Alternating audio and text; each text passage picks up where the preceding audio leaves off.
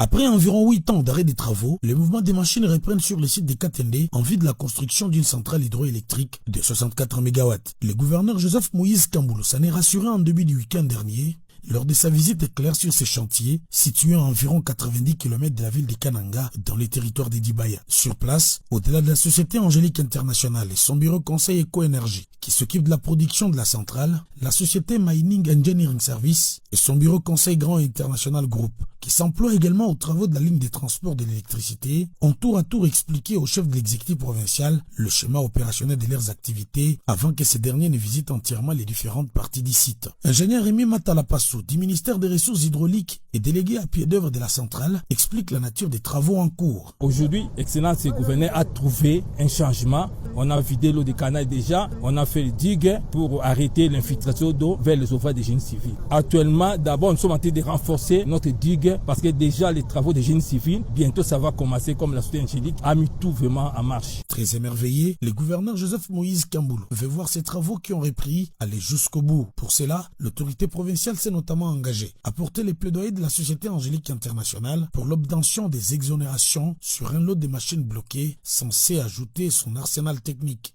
Ce que j'ai retenu, c'est qu'effectivement les travaux de construction de la chute Katende ont réellement commencé. Nous ne sommes plus dans le rythme des phases précédentes. Aujourd'hui, les travaux se font de manière concomitante. Les travaux de génie civil sur la rivière, en même temps, les travaux de construction de la ligne devant transporter le courant vers les centres urbains.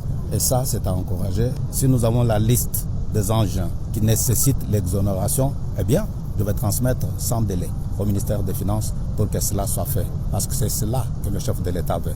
On ne peut pas se constituer un obstacle par rapport aux travaux. Il ne faudra pas que les engins soient retenus au motif qu'on n'a pas payé. La centrale hydroélectrique de Katende est un défi pour le développement industriel de la région du Kasaï. L'ouvrage dont les travaux viennent de reprendre est censé être rendu dans 24 mois.